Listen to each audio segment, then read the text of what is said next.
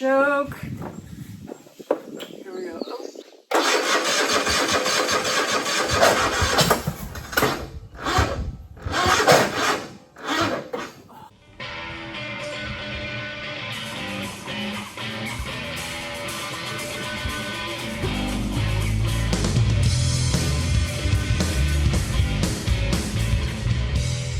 Hey y'all, thanks for tuning back into Chickanic. I hope everybody's having a great week. Today we are doing a part 2 on my customer's free zero-turn mower that they brought into the shop to be repaired. Said it would not start. They had already done a few things on it. They had changed the battery, the fuel pump, the solenoid, and still couldn't get it running. So we brought it in, and the first thing we did is do a full diagnosis on it to find out exactly what all we could tell from the beginning to figure out if it is worth fixing or not. So just for a little recap, let's go over what we found wrong so far. First off, the shroud I went ahead and took off so I can get to it easier today, but what we did find is that it is in dire need of a service. Had been sitting for a very long time. The air filter pre-filters like dust. The oil, it does have oil in it, but it does need an oil change. It needs a fuel filter, an oil filter. We did find out when we took the blades off that they are all shot. The ends are gone. It needs a full set of 3 blades. I went ahead and removed the deck because it needs some welding, but we did find that all the pulleys, the idler pulleys, are still in really good shape. The spindles are still in good shape. The bad part is the metal connecting the back of the deck to the front of the deck. It should have a baffle all the way along here, and it is completely broken off. And what happens is over time it'll start hitting things in the front and bending in here, and that's not good. So we're gonna have to weld this deck up. It did have a small electrical issue that we had to address. I mean, the customer had already bought a new solenoid and a new battery. All we had to do was put another battery cable end on and hook up everything correctly. And it did turn over with a little bit of spray. So here's what we know so far. The customer installed a battery, an aftermarket fuel pump, and a solenoid. And we know it needs blades, a tube and install, air filter, fuel filter, oil change, 2 spark plugs, and a custom deck weld. So far, we're at $297 invested into this mower. And although the deck fortunately was in good shape, because usually when we run into these kind of mowers, all the spindles are blown out, and that would have been another $300, we fortunately got away cheap on the deck. Now, it could possibly need a carburetor for $323, a carburetor kit for $138. We're not sure on the muffler yet until we dig in. Then once we get it running, we'll have to find out if the PTO even works. If it doesn't, that's $220. And then once we get it running and moving, we'll have to see if the transmissions even work. And they're $1,275 each. And we haven't even got to labor. Already we're at $160 for what we know it needs. Who knows how high it can get to. But now we've got to figure out, is any fuel getting to this engine? Because at some point, this thing got a little close to some fire. Now, this is just a cover. A lot of people asked about this. If you look at it underneath, the gas tank is actually separate. And I don't know if I can get you in here good enough, but the gas tank is actually fine, and it didn't get any kind of damage from the heat. Now, before I checked the fuel system, I went ahead and checked the gas that was in it, and it smells okay, but I definitely want to get down to the bottom of it. Since this machine was sitting for so long, a lot of times people do not drain the fuel that was in the tank, and it could have been full of water. Now, I keep these fluid extractors in the description box below or at my Amazon store, because if you don't have one, I think they're like 15, 20 bucks, and they're awesome because you can get down to the bottom of tanks. I lost the extra hose that comes with it, so I just got a piece of fuel line. Now, with me using a fuel line that has a slight curve in it, you're going to have to finagle it down into the corner. The one that comes with it might have a curve in it too. So just make sure, like this one is curved this way. So when I go down, I'm gonna have to go in this way, but I'm gonna wanna turn it over to where it's pointed down towards the bottom of the tank. And you'll sort of feel when it bottoms out there. And we can suck some gas up. And I'm gonna let it sit for a while and see if I got any buildup in the bottom of this tube to know if it's got water in it or not. All right, it's been sitting for about 10 minutes. I don't see any water buildup in it, so I think it's good to go. What we did notice in the last video though is that the customer put a fuel pump on, but they bought an aftermarket. So we're definitely going to want to check this and make sure that it's working. And this is a way for you to check your fuel pump at home to make sure that it's not your issue whenever you're going to, go through your fuel system. If you are having an issue, I leave it hooked up to the impulse and to the fuel tank.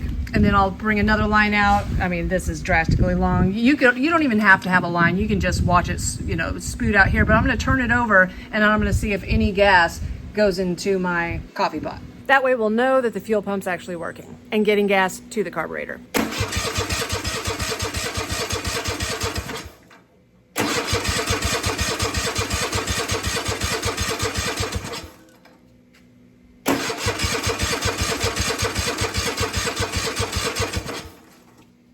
Yep, it's coming out. Fuel pump works. So in the last video, we noticed that the fuel shutoff solenoid on the bottom of the carburetor wasn't working, and you could tell that by whenever I went to turn the ignition key without actually making it turn over. You should hear a click from the solenoid coming from the bottom of your bowl. If you don't hear that, you could also put your fingers down here on the bottom of your bowl and feel it. It wasn't clicking at all, so that means the fuel shutoff solenoid is not engaging, which it is probably in the closed position, meaning this carburetor is not getting any gas, and that's why it won't start. So let's tear it apart. First thing we got to do is remove this air filter base. It takes a 10 millimeter. We don't want to lose those nuts.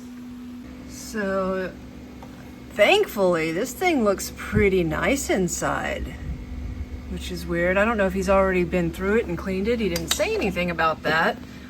To remove it, we're going to have to unplug the fuel shutoff solenoid wire, unplug this ground, and then there's a little clip here that you move over to the side so we can take off our throttle rod and spring and our choke lever, and we should be able to just pull this carburetor right off.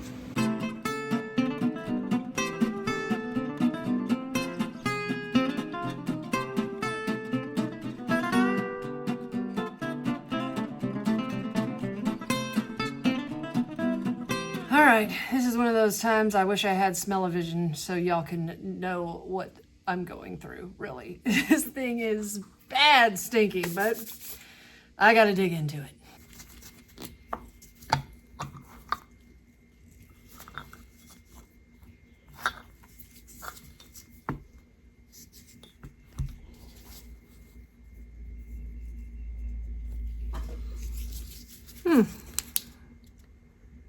Doesn't look too bad. But yeah, I bet that fuel shutoff solenoid's super stuck. That's our problem. Y'all, this is pretty exciting. I mean, this carburetor is like $323. If we needed a kit, it was going to be $120 something. We are going to get out so cheap. All I got to do is clean this solenoid. All right, I've unhooked the wire from the fuel line where it was connected with a little zip tie, and I'm going to try to get this fuel solenoid off. Now, this thing is going to be stuck like Chuck because I can tell it is really, really stuck. So you could use a 3/4 or a 19 millimeter to remove the fuel shutoff solenoid. Try to get a good grip on it here.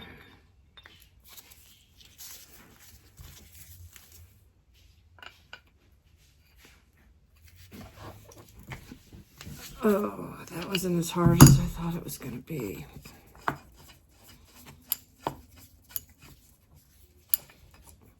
Ooh, yeah, look at that brown, gooky, whatever that just came out of there. Yeah, we are going to clean this thing up. Yeah, it will not go down at all.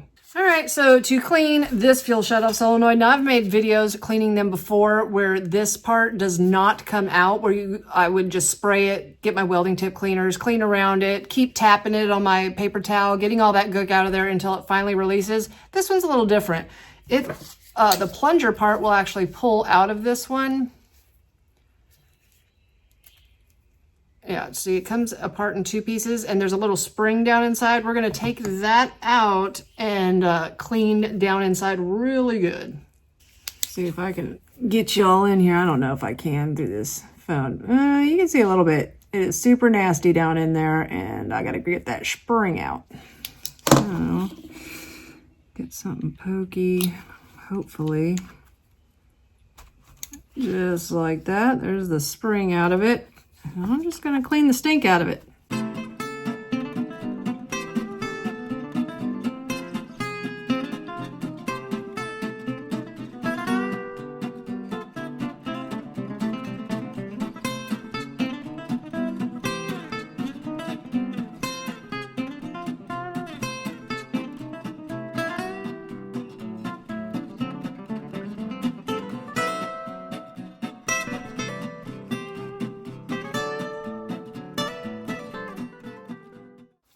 side clean, I'm just throwing my spring back in there, putting my plunger back in, and check it out. It's gonna work. All right, before I put it back together though, I don't know what's going on down in this jet, so I'm gonna wanna remove it and make sure that it's clean.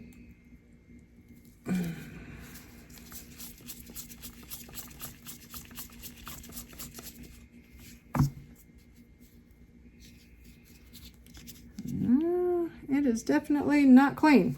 So yeah, I can't see any light through this thing. It is full of goo. I break out my welding tip cleaners. I do not want to scrape this jet at all because I do not want to make it any bigger of a hole than it already is. I'm just wanting to barely, oh yeah, look at all that goo that came out of the end of that. I'm just wanting to get this goo out of here. I'm gonna give it a good spray.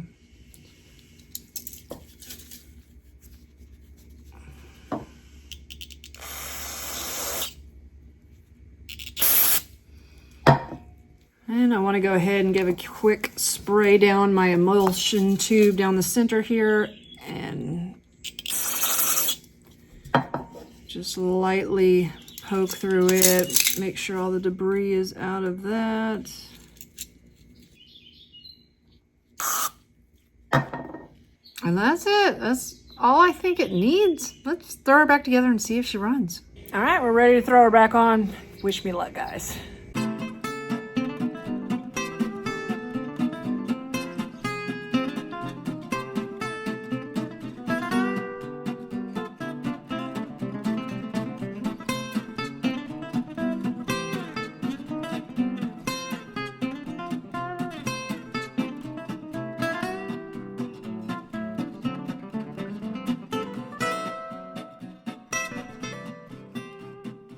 All right, now that we got everything put back together, we want to check one more thing before we put anything else on. The choke on these sometimes will come loose, and how you check it, once you're to this point, you can put it fully into the choke position and see if this flapper goes down all the way. If it doesn't, you know that you need to adjust your choke cable. So what we're going to do that is pull out our T25. Now, guys, I always have everybody ask what kind of tools I use. I use Wiha Torx. Love them. I leave everything that I use in the description box below. Now we're going to loosen up the screw holding the cable onto the control bracket. See, and it'll pop back into place there. And we're going to put it completely into the choke position, and then we're going to pull it back all the way until that flapper is completely closed. And then we're going to tighten it back down.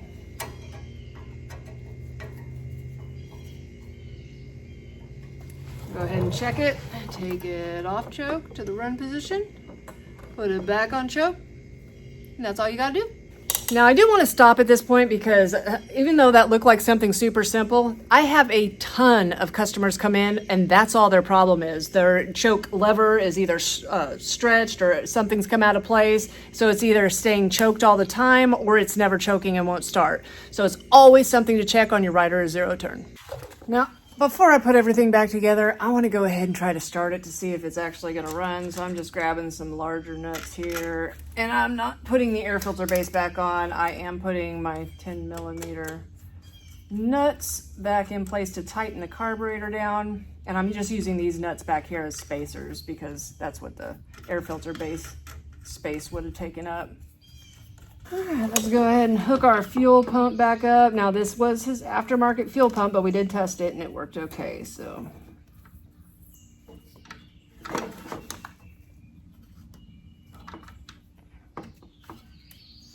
That out of the way. All right, let's see what she does. All right, let's put her on choke. Here we go.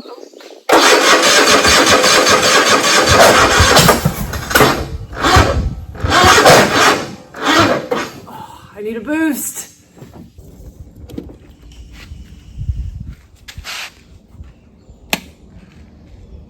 All right, put her on choke. Here we go.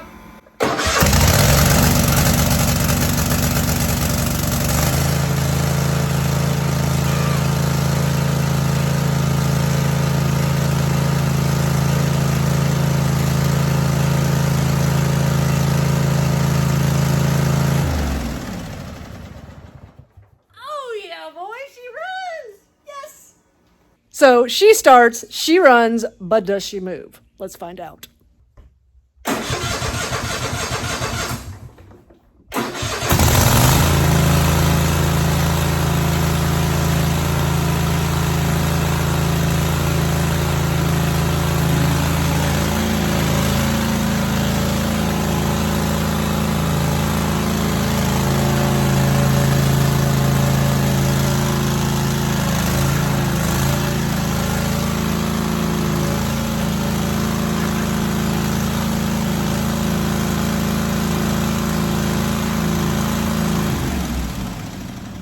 Y'all, it drives and it runs so good. We got out so lucky on this mower.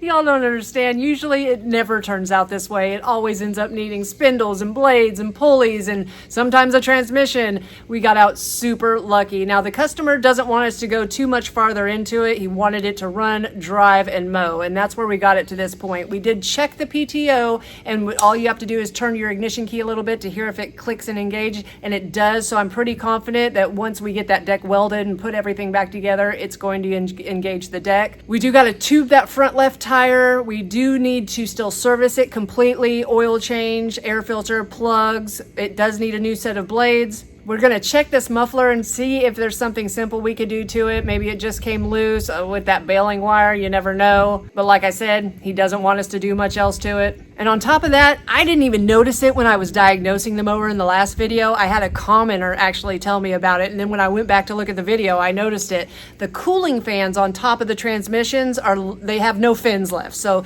those actually do keep your transmissions cool, and they are needed. So it's something the customer is definitely going to want to address later, but it's something he does not want to pay for now. So we're not going to deal with that. So tell me guys, would you have gambled on this mower not knowing anything about its past or what could possibly be wrong with it?